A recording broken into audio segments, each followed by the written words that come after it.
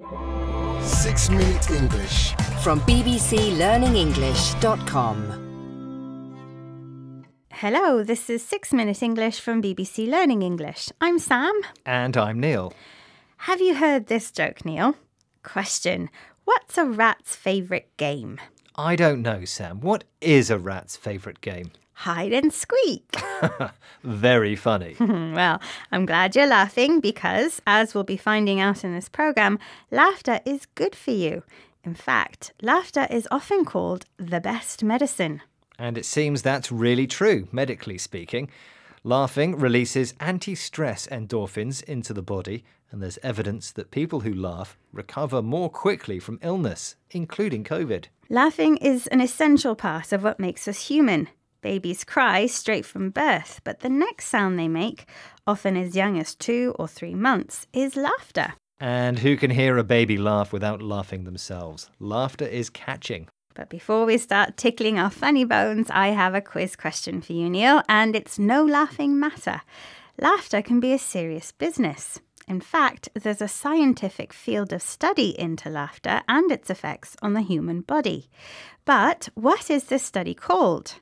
Is it A, giglology, B, gelotology, or C, graphology? Did you make those words up, Sam? They sound a bit funny to me. I'll say the study of laughter is called B, gelotology. Okay, Neil, but you'll be laughing on the other side of your face if you're wrong. Anyway, we'll find out the correct answer later in the programme.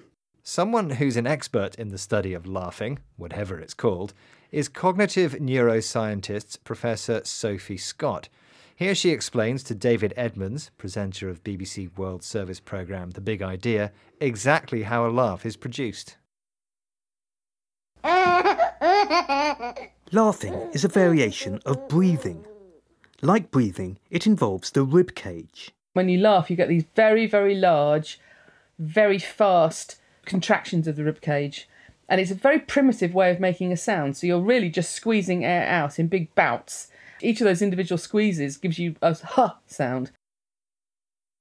The ha-ha sound you make when you laugh comes from your rib cage, a structure made of bones, called ribs, in your chest which protects the heart and lungs. The rib cage works like a drum to amplify a laugh. It's the reason why jokes are sometimes called rib ticklers. Professor Scott calls this a very primitive way of making sounds because it's simple, natural, and essentially human. The word primitive can be used to describe anything relating to the basic way humans lived at their early stages of development, before money, machines, or writing were invented. Primitive human noises like crying and laughing link to a universal human experience. And this can be seen in the large number of words we use to talk about them. In English, chuckle, giggle, chortle, cackle and guffaw all describe different types of laughter. Right, so how would you describe a giggle, Sam? I'd say a giggle is laughing in a quiet but uncontrolled way, like a child who finds something very funny or feels embarrassed. Unlike a guffaw, which is when you blast out a very loud laugh, often at something stupid or rude someone has said. But humans aren't the only animals to laugh. We belong to the same family as other primates like chimpanzees, gorillas and orangutans, all of whom laugh. Even rats tickle each other and make squeaky noises like laughter when they play. Here's Professor Scott again to take up the story for BBC World Service programme The Big Idea.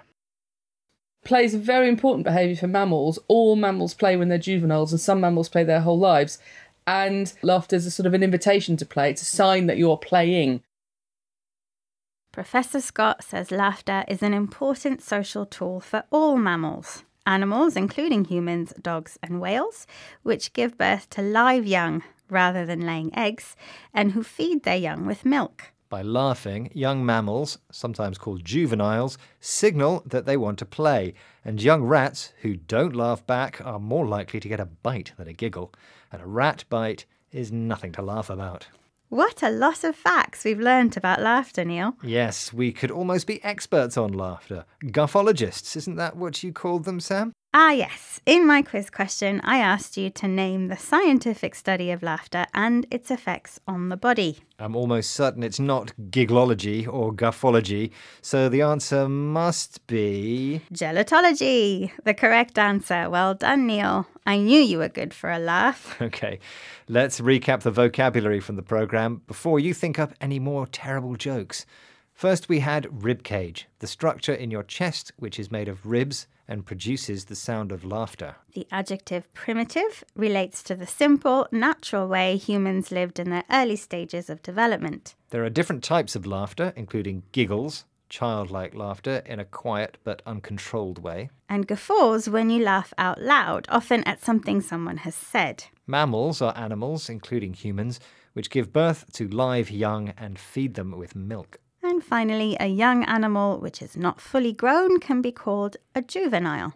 Well, it's been a laugh a minute, Sam, but unfortunately our 6 minutes are up. Join us again soon for more trending topics, useful vocabulary, and who knows, maybe some terrible jokes here at 6 Minute English. Bye for now. Goodbye.